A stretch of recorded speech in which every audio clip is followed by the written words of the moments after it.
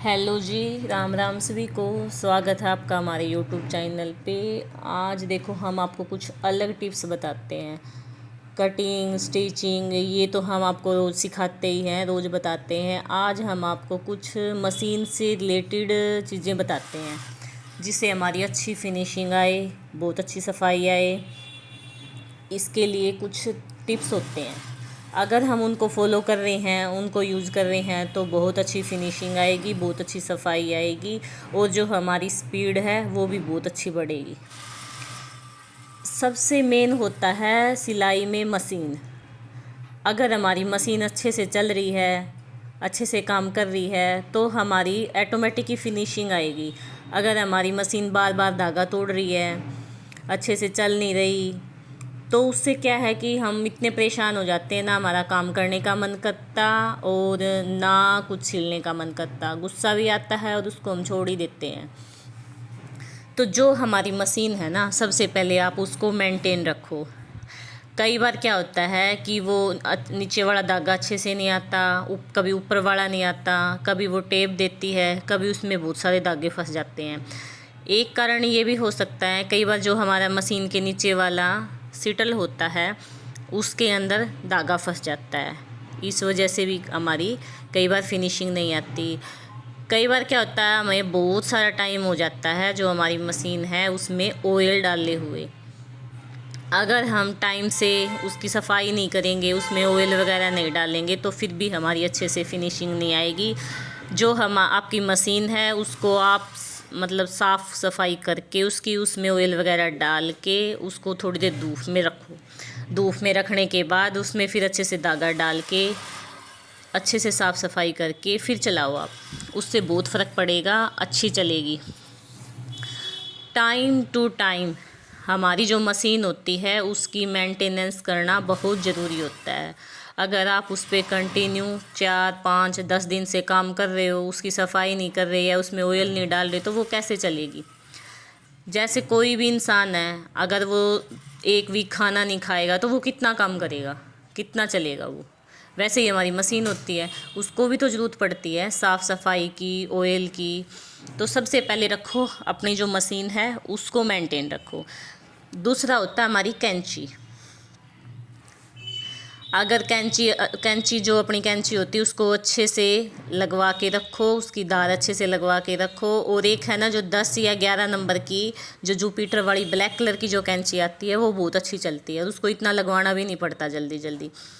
एक जो हमारी बुटीक की जो कैंची होती है ना उसको आप अपने बुटीक में ही यूज करो, कहीं दूसरी जगह उस कैंची को यूज़ ना करो। कई लोग क्या होते हैं उसी कैंची से जैसे किचन में कुछ पैकेट वगैरह काटना होता है वो काट लेते हैं, उसी से घर में कुछ और यूज़ की ज़रूरत है उससे कर लेते हैं। जैसे बच्चों को कई बार ज़रूरत पड़ती है, वो उठा के उससे कवर कट कर लेते हैं या कोई कागज़ काट लेते हैं।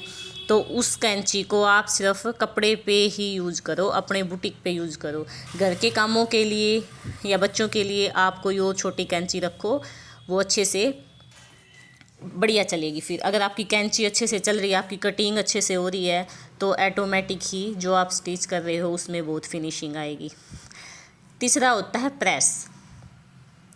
कोई भी हम कपड़ा कट कर रहे हैं, अगर उस पर आप अच्छी सी प्रेस करके उसको कट करोगे जी, या फिर आपने क्या किया, रात को प्रेस करके रख दिया, सुबह फिर आप कटिंग कर रहे हो, वापस ही वैसा हो जाता है। साथ की साथ प्रेस करो और साथ की साथ कटिंग करो। जितना आप कपड़े को प्रेस से जचाओगे उतनी ही आपके हाथ में फिनिशिंग आएगी, बहुत सफाई आएगी। क्या होता है कि कई बार हम गले का डिज़ाइन बनाते हैं या पैंट का डिज़ाइन बनाते हैं, जैसे कट वर्क वगैरह है ये बनाते हैं, तो ये इसमें झोल आएगा, ये अच्छे से आएंगे ही नहीं अगर आप इसको प्रेस से नहीं जचाओगे। तो आपने क्या करना है, प्रेस जचा जचा के ही कपड़े की कटिंग करनी है, फिर उसको सिलना है। फिटिंग लगा के फिर आप प्रेस लगाओ तो वो कपड़ा इतना ऑटोमेटिक ही वो इतना चमकने लग जाएगा, इतना अच्छी फिनिश। अगर थोड़ी बहुत उसमें कमी भी है ना तो वो भी नज़र नहीं आएगी प्रेस होने के बाद। उसके बाद चाहे आप उसको जब कस्टमर को सूट देते हो उस पर प्रेस करके ना दो, ऐसे ही दे दो, लगेगा नहीं कि आपने उसके ऊपर प्रेस नहीं की, एकदम इतनी अच्छी फिनिशिंग आएगी। तो उसको है ना आप कपड़े को ज़रूर भी प्रेस करके ही अच्छे से कटिंग करो और फिर उसको आप कट करके फिर उसको सिल लो, बीच बीच में सिल लो, गला बना लिया, उसके ऊपर फिर प्रेस लगाओ, फिर फिटिंग लगा ली, फिर प्रेस लगाओ। उस पर 3-4 बार अगर प्रेस लगाओगे तो बहुत अच्छी फिनिशिंग आएगी, एकदम बिल्कुल अच्छा, ये अच्छी फिनिशिंग आएगी और स्पीड भी बढ़ेगी। अगर आपकी मशीन सही चल रही है, आपने कटिंग अच्छे से की है, तो ऑटोमेटिक आपका मन करेगा काम करने का और अच्छी फिनिशिंग आएगी।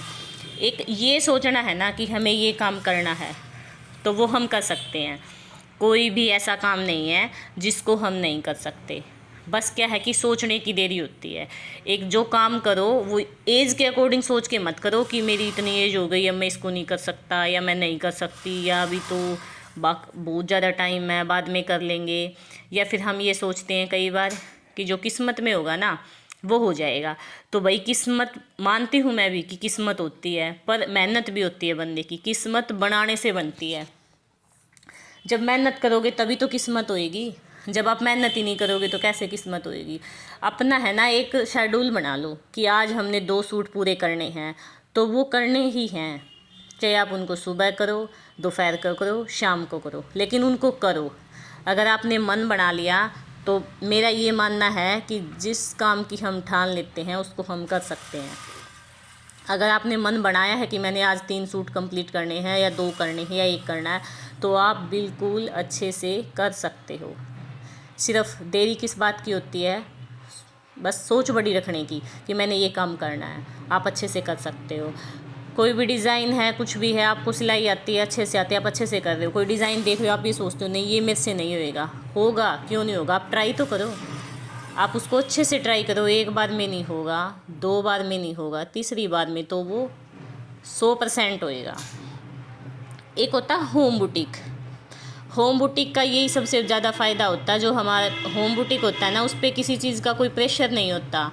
एक आप बाहर किसी सिटी में बुटीक कर रहे हो, उस पर सबसे पहले आपके ऊपर प्रेशर होता है कि हमें किराया निकालना है, कि हमें बुटीक का रेंट देना है, आने जाने का टाइम वेस्ट होता है। घर पे कोई आ गया, फिर आओ तो बुटीक बंद करके आओ, या फिर साथ में किसी को रखो, उसको भी सैलरी देनी होती है। तो जो सिटी में जो आप बुटीक कर रहे हो उसमें कम से कम महीने का 20,000 रुपये खर्चा है। अगर आप घर पे से ही काम कर रहे हो, उस बुटीक जैसा फिनिशिंग से कर रहे हो, तो वो 20,000 रुपये आप महीना आराम से बचा सकते हो। लेकिन बुटीक जैसी फिनिशिंग लेके आओ। फिनिशिंग कैसे आएगी? हमारी मशीन अच्छी होएगी, हमारे पास कैंची अच्छी होएगी, या जो भी बुटीक के स्केल वगैरह होते हैं, चौक वगैरह होते हैं, वो हमारे पास सारी चीज़ें अच्छी हैं तो बहुत अच्छी फिनिशिंग आएगी। और प्रेस लगा के अगर आप कपड़े को कटिंग कर रहे हो, सिल रहे हो, तो उससे और भी ज़्यादा अच्छी फिनिशिंग आएगी। उसमें हमें ये टेंशन नहीं होती कि क्या करें, अब की बात तो इतने कम सूट आए हैं या इतने आए हैं, किराया कहाँ से निकालेंगे, क्या करेंगे। उसमें ये है आपका मतलब एक टाइम अगर कम भी आए हैं तो भी ठीक है, ज़्यादा आ रहे हैं तो बहुत अच्छी बात है। फिर बात आती है सेविंग की। मान के चलो हमने महीने में 12,000 रुपये के सूट सिल लिए। 12,000 में से आप ये करो कि 6,000 एक साइड में रख लो, 6,000 एक साइड में रख लो। जो आपने 6,000 रखे हैं ना, आप उनमें से मशीन का सामान लेके आना, जो भी घर पे खर्चा करना होता है वो करो। बाकी क्या करो, जो 6,000 रुपये और सेविंग बची है उसका क्या करो, आप उसको आप कहीं ऐसी जगह इन्वेस्ट करो जहां आपको ये लगे कि हाँ इस पैसे को हम डबल कर सकते हैं। तो आप पैसे को डबल भी कर सकते हो। ये नहीं कि हाउसवाइफ कुछ नहीं कर सकती, हाउसवाइफ बहुत कुछ कर सकती है। ज़रूरी नहीं है कि आप बाहर जाके ही जॉब करके ही पैसा कमाओ, आप घर पे भी पैसा कमा सकते हो। लेकिन आपको तरीका होना चाहिए, आपको उस काम को करने की नॉलेज होनी चाहिए कि हम कैसे करें। वही बुटीक वाली बाहर बुटीक कर रही है, उतने पैसे वो वहाँ कमा रही है, उतने ही पैसे आप घर पे भी कमा सकते हो। वो कोई अलग थोड़े नहीं ना, वो कुछ अलग कर रही, बस वो एक नाम है कि बुटीक है। वैसा बुटीक आप घर पे भी बना सकते हो। अपने घर पे आप एक रूम सेट करो अच्छे से, उसमें मशीन, हैंगर, डम्मी जो भी होता है वो लगा के और अच्छे से फिनिशिंग से काम करोगे तो क्यों ना चलेगा, बहुत अच्छे से चलेगा। जैसे बाहर चलता है उससे भी ज़्यादा अच्छा बुटीक चलेगा। एक शेयर मार्केट, अगर आपने 15, 10, 5, 7,000 रुपये आपके पास हैं और वो आप किसी अच्छी जगह पे लगाना चाहते हो तो आप क्या करो कि आप शेयर मार्केट का यूज करो। 5, 6, 7, 8,000 रुपये हम किसी को ब्याज पे भी नहीं दे सकते, और आज के टाइम में अगर हम किसी को ब्याज पे भी दे रहे हैं तो कोई ज़रूरी नहीं है कि जब हमें ज़रूरत पड़ेगी वो बंदा हम उस टाइम हमें वो वापस दे देगा। क्या पता उस टाइम उसके पास ना हो, हमें क्या पता कब ज़रूरत पड़ जाए। तो शेयर मार्केट में अगर आप 5-6 हज़ार रुपये भी लगा रहे हो तो 24 घंटों के अंदर वो आपके अकाउंट में वापस आ जाएंगे। अब शेयर मार्केट में भी कैसे लगाओ, कुछ शेयर ऐसे हैं, आप पहले मार्केट को अप डाउन देखो, जो भी शेयर आप खरीदो उस शेयर की आप पूरी डिटेल देखो कि ये कितना अप जा रहा है, कितना डाउन जा रहा है, कब कितना अप गया था, कब कितना डाउन गया था। अगर आप उसको देख के उसमें पैसा लगा रहे हो तो वो सबसे अच्छी बात है। ये नहीं है कि पैसा है बस हमने लगा दिया, ऐसे दुगना नहीं होएगा। दुगना तो नहीं होगा, लेकिन ये है कि आपको अच्छा खासा रिस्पॉन्स मिलेगा। बात ये है कि आप उसको अच्छे से मतलब उसको बढ़ा सकते हो, कम नहीं होगा, कम होने की बजाय वो बढ़ेगा।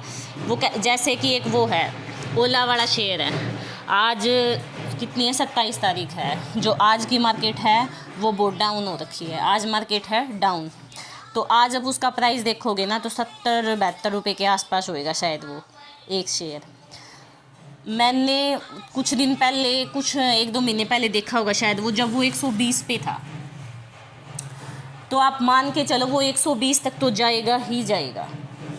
अगर कोई चीज़ आप 70 रुपये में ख़रीद रहे हो और उसको आप 120 रुपये में बेच रहे हो तो एक शेयर के साथ 50 रुपये का बेनिफिट हो गया। अगर आप 100 शेयर भी ख़रीद रहे हो तो देखो आप कितना बेनिफिट हो गया ना।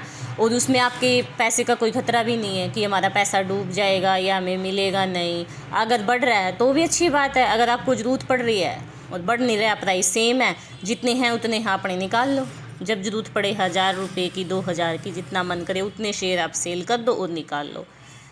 कई बार हमने 10,000 रुपये लगा दिए, 5,000 की ज़रूरत है, 5,000 के आप शेयर सेल करो, 5,000 अपने निकाल लो, 5,000 उसके अंदर छोड़ दो। जब वो बढ़ेंगे तब क्या पता आपके 10 हो जाएं सीधे वो। तो कुछ शेयर ऐसे हैं, पहले आप शेयर को देखो, मतलब मीडियम प्राइस का भी हो और वो अप डाउन करता हो। कुछ शेयर ऐसे हैं आप 20-30 रुपये का शेयर खरीद के छोड़ दोगे, वो 6 महीने तक अप नहीं जाएगा तो उसका कोई फ़ायदा भी नहीं है। शेयर ऐसा देखो, उसकी पूरी डिटेल देखो। कोई भी चीज़ है, अगर वो अप गई है वो डाउन भी आएगी, अगर वो डाउन है तो वो अप भी आएगी।